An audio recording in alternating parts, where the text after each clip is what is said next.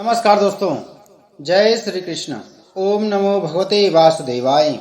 स्वागत है आप सभी का हमारे चैनल भक्ति ज्ञान में। दोस्तों, आज मैं आपको सुना रहा हूँ पूर्णिमा के दिन सुनी जाने वाली श्री सत्यनारायण व्रत कथा, जिसे सुनने मात्र से ही आपकी हर मनोकामना पूरी होगी। दोस्तों, सत्यनारायण व्रत कथा सुनने मात्र से भगवान श्री सत्यनारायण अपने भक्तों पर अटूट कृपा बरसाते हैं। दोस्तों, आज पूर्णिमा के दिन सत्यनारायण व्रत रखा जाता है। सत्यनारायण व्रत को हर मनुष्य को करना चाहिए, क्योंकि जो मनुष्य सत्यनारायण व्रत रखते हैं, सत्यनारायण स्वामी उनकी हर मनोकामना पूरी करते हैं। दोस्तों, जो सत्यनारायण व्रत को नहीं रख पाते, वह सत्यनारायण व्रत कथा को ही सुन लें। यदि वे सत्यनारायण व्रत कथा को सुनते हैं, तब भी श्री सत्यनारायण स्वामी उनकी हर मनोकामना पूरी करते हैं। बोलो सत्यनारायण भगवान की जय। एक समय नेमी सारण तीर्थ में सौनकादिक 88,000 ऋषियों ने श्री सूत जी से पूछा, हे प्रभु, इस कलयुग में वेद विद्या रहित मनुष्यों को प्रभु भक्ति किस प्रकार मिलेगी तथा उनका उद्धार कैसे होगा? इसलिए हे मुनि, कोई ऐसा तप कहिए जिससे थोड़े समय में पुण्य प्राप्त होवे तथा मनवांछित फल मिले। वह कथा सुनने की हमारी इच्छा है। सर्वशास्त्र ज्ञाता श्री सूत जी बोले कि हे वैष्णवों में पूज्य, आप सबने प्राणियों के हित की बात पूछी है। अब मैं उस श्रेष्ठ व्रत को आप लोगों से कहूंगा, जिस व्रत को नारद जी ने लक्ष्मी नारायण से पूछा था और लक्ष्मीपति ने मुनि श्रेष्ठ नारद से कहा था, सो ध्यान से सुनो। एक समय योगीराज नारद जी दूसरों के हित की इच्छा से अनेक लोकों में घूमते हुए मृत्यु लोक में आ पहुंचे। यहाँ अनेक योनियों में जन्मे हुए प्राय सभी मनुष्यों को अपने कर्मों द्वारा अनेक दुखों से पीड़ित देखकर सोचा, किस यत्न के करने से निश्चय ही प्राणियों के दुखों का नाश हो सकेगा। ऐसा मन में सोचकर विष्णु लोक को गए।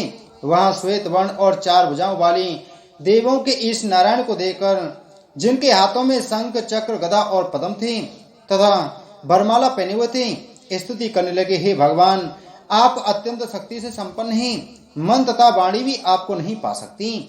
आपका आदि मध्य अंत नहीं है। निर्गुण स्वरूप सृष्टि के आदि भूत व भक्तों के दुखों को नष्ट करने वाले हो, आपको नमस्कार है।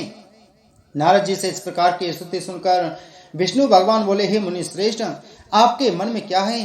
आपका किस काम के लिए आगमन हुआ है? निसंकोच कहो। तब नारद मुनि बोले कि मृत्यु लोक में सब मनुष्य जो अनेक योनियों में पैदा हुए हैं, अपने अपने कर्मों के द्वारा अनेक प्रकार के दुखों से दुखी हो रहे हैं। हे नाथ, मुझ पर दया रखते हो तो बतलाइए कि उन मनुष्यों के सब दुख थोड़े से ही प्रयत्न से कैसे दूर हो सकते हैं। श्री भगवान जी बोले, हे नारद, मनुष्यों की भलाई के लिए तुमने बहुत अच्छी बात पूछी है। जिस काम के करने से मनुष्य मोह से छूट जाता है, वह मैं कहता हूँ, सुनो। बहुत पुण्य देने वाला स्वर्ग तथा मृत्यु लोक दोनों में दुर्लभ एक उत्तम व्रत है। आज मैं प्रेमवश होकर तुमसे कहता हूँ, सत्यनारायण का यह व्रत अच्छी तरह विधि पूर्वक करके मनुष्य आयु पर्यटन यहाँ सुख भोग कर मरने पर मोक्ष को प्राप्त होता है। श्री भगवान के वचन सुनकर नारद मुनि बोले कि उस व्रत का फल क्या है, क्या विधान है और किसने यह व्रत किया है और किस दिन यह व्रत करना चाहिए, विस्तार से कहिए। भगवान बोले, दुख सुख आदि को दूर करने वाला, धन धान को बढ़ाने वाला, सौभाग्य तथा संतान को देने वाला यह व्रत सब स्थानों पर विजय करने वाला है। भक्ति संतान को देने वाला यह व्रत सब स्थानों पर विजय करने वाला है। भक्ति और श्रद्धा के साथ किसी भी दिन मनुष्य श्री सत्यनारायण की प्रातः काल के समय ब्राह्मणों और बंधुओं के साथ धर्मपरायण होकर पूजा करें। भक्तिभाव से निवेद केले का फल, घी, दूध, दही और गेहूं का चूर्ण सवाया लेवें। गेहूं के अभाव में साठी का चूर्ण तथा शक्कर गुड़ लें और सब भक्षण योग पदार्थ जमा करा के भगवान को अर्पण कर देवें तथा बांधवों सहित ब्राह्मणों को भोजन करावे पश्चात स्वयं भोजन करें। नित्य गीत आदि का आचरण कर सत्यनारायण भगवान का स्मरण करते हुए समय व्यतीत करें। इस तरह व्रत करने पर मनुष्यों की इच्छा निश्चय ही पूरी होती है। विशेषकर कल काल में भूमि पर यही मोक्ष का सरल उपाय है। बोलो सत्यनारायण भगवान की जय। सूत जी बोले, हे ऋषियों, जिसने पहले समय में इस व्रत को किया है उसका इतिहास कहता हूँ, ध्यान से सुनो। सुंदर काशीपुरी नगरी में एक अत्यंत निर्धन ब्राह्मण रहता था। वह भूख और प्यास से बेचैन हुआ नित्य पृथ्वी पर घूमता था। ब्राह्मणों से प्रेम करने वाले भगवान ने ब्राह्मण को दुखी देखकर बूढ़े ब्राह्मण का रूप धर उसके पास जा आदर के साथ पूछा, हे विप्र, नित्य दुखी हुआ पृथ्वी पर क्यों घूमता है? हे श्रेष्ठ ब्राह्मण, यह सब मुझसे कहो, मैं सुनना चाहता हूँ। ब्राह्मण बोला, मैं निर्धन ब्राह्मण हूँ, भिक्षा के लिए पृथ्वी पर फिरता हूँ। हे भगवान, यदि आप इसका उपाय जानते हो तो कृपा कर कहो। वृद्ध ब्राह्मण बोला कि सत्यनारायण भगवान मनवांचित फल देने वाले हैं, इसलिए हे ब्राह्मण तू उनका पूजन कर, जिसके करने से मनुष्य सब दुखों से मुक्त होता है। ब्राह्मण को व्रत का सारा विधान बतलाकर बूढ़े ब्राह्मण का रूप धारण करने वाले सत्यनारायण भगवान अंतर्ध्यान हो गए। जिस व्रत को वृद्ध ब्राह्मण ने बतलाया है मैं उसको करूंगा, यह निश्चय करने पर उसको रात में नींद भी नहीं आई। वह सवेरे उठ सत्यनारायण भगवान के व्रत का निश्चय कर भिक्षा के लिए चला। उसको भिक्षा में बहुत धन मिला, जिससे बंधु बांधवों के साथ उसने सत्यनारायण का व्रत किया। इसके करने से वह ब्राह्मण सब दुखों से छूटकर अनेक प्रकार की संपत्तियों से युक्त हुआ। उस समय से वह ब्राह्मण हर मास व्रत करने लगा। इस तरह सत्यनारायण भगवान के व्रत को जो करेगा वह मनुष्य सब दुखों से छूट जाएगा। इस तरह नारद जी से नारायण का कहा हुआ व्रत मैंने तुमसे कहा। हे विप्रो, मैं अब और क्या कहूँ। ऋषि बोले, हे मुनीश्वर, संसार में इस ब्राह्मण से सुनकर किस किसने इस व्रत को किया, यह सब हम सुनना चाहते हैं। इसके लिए हमारे मन में श्रद्धा है। श्री सूत जी बोले, हे मुनियो, जिसने इस व्रत को किया है वह सब सुनो। एक समय एक ब्राह्मण धन और ऐश्वर्य के अनुसार बंधु बांधवों के साथ व्रत करने को तैयार हुआ। उसी समय एक लकड़ी बेचने वाला बूढ़ा आदमी आया और बाहर लकड़ियों को रखकर ब्राह्मण के मकान में गया। प्यास से दुखी लकड़ारा उनको व्रत करते देखकर ब्राह्मण को नमस्कार कर कहने लगा कि आप यह क्या कर रहे हैं और इसके करने से क्या फल मिलता है, कृपा करके मुझसे कहो। ब्राह्मण ने कहा, सब मनोकामनाओं को पूरा करने वाला यह सत्यनारायण भगवान का व्रत है। इसकी कृपा से मेरे यहाँ धन दान आदि की वृद्धि हुई है। ब्राह्मण से इस व्रत के बारे में जानकर लकड़ारा बहुत प्रसन्न हुआ।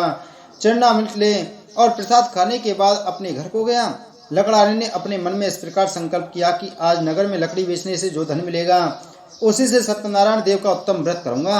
यह मन में विचार कर वह बूढ़ा आदमी लकड़ियां अपने सिर पर रखकर जिस नगर में धनवान लोग रहते थे ऐसे सुंदर नगर में गया। उस रोज वहां पर उसे उन लकड़ियों का दाम पहले दिनों से चौगुना मिला। तब वह बूढ़ा लकड़ारा दाम ले और अति प्रसन्न होकर पक्के केले की पुली, शक्कर, घी, दूध, दही और गेहूं का आटा इत्यादि सत्यनारायण भगवान के व्रत की कुल सामग्रियों को लेकर अपने घर गया। फिर उसने अपने भाइयों को बुलाकर विधि के साथ भगवान जी का पूजन और व्रत किया।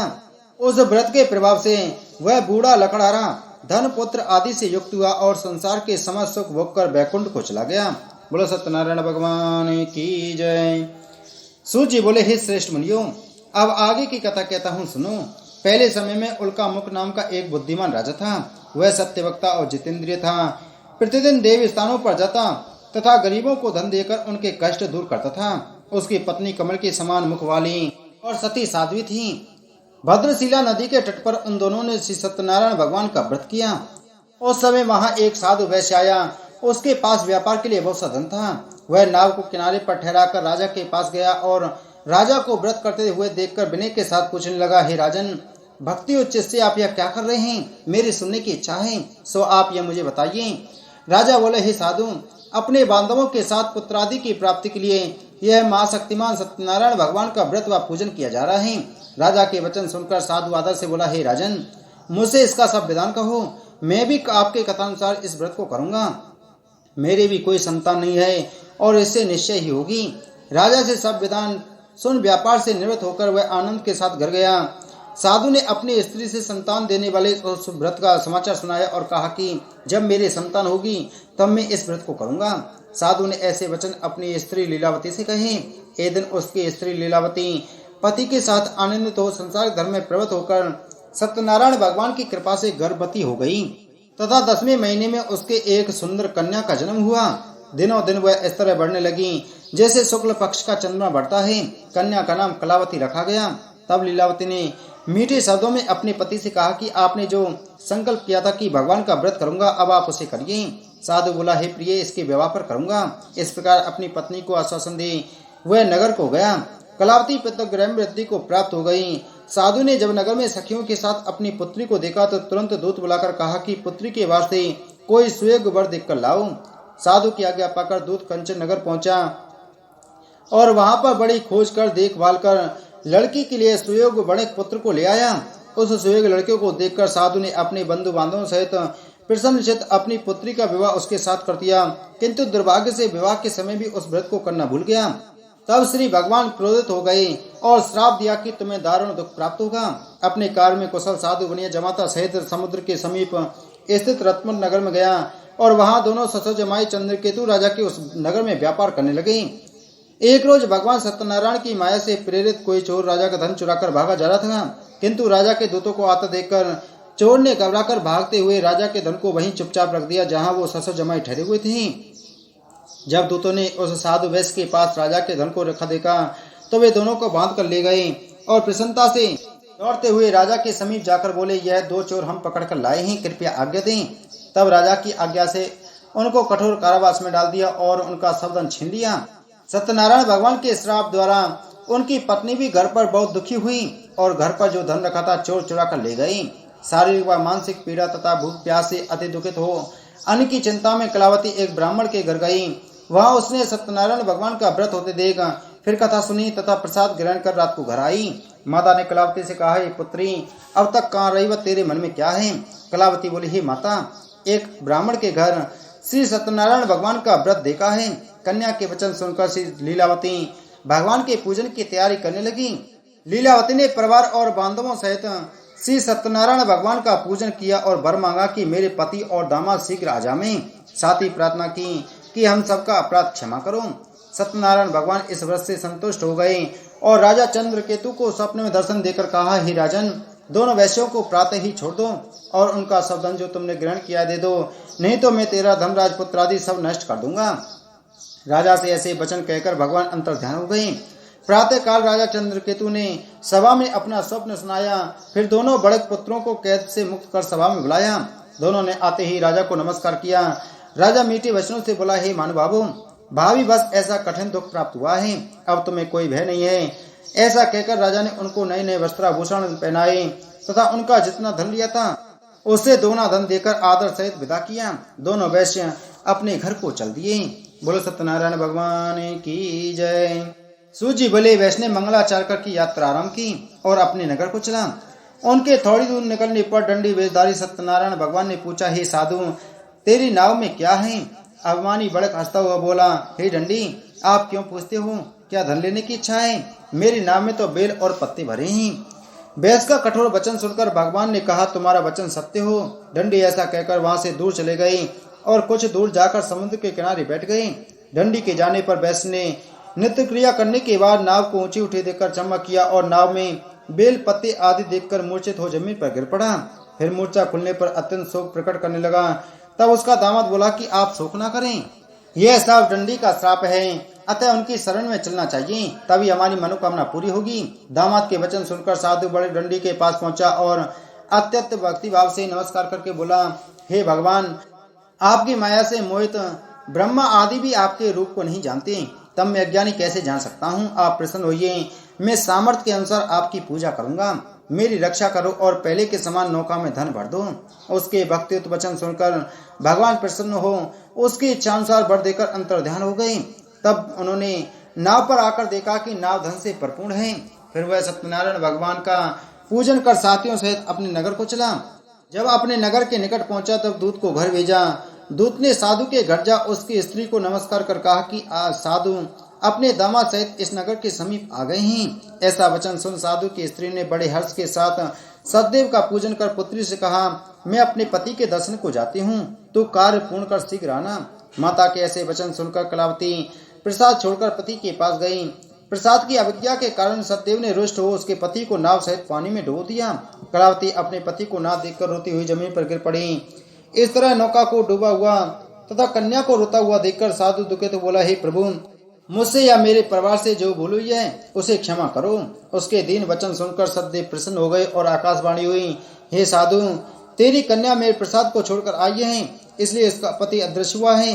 यदि वह घर जाकर प्रसाद खाकर लौटे तो इसे पति अवश्य मिलेगा। ऐसी आकाशवाणी सुनकर कलावती ने घर पहुंचकर प्रसाद खाया, फिर आकर पति के दर्शन किए। तत्पश्चात साधु ने बंधु बांधवों सहित सतदेव का विधि पूर्वक पूजन किया। उस दिन से वह प्रत्येक पूर्णिमा को सत्यनारायण भगवान का पूजन एवं कथा करने लगा। फिर इस लोक का सुख भोग कर अंत में स्वर्ग लोक को चला गया। बोलो सत्यनारायण भगवान की जय।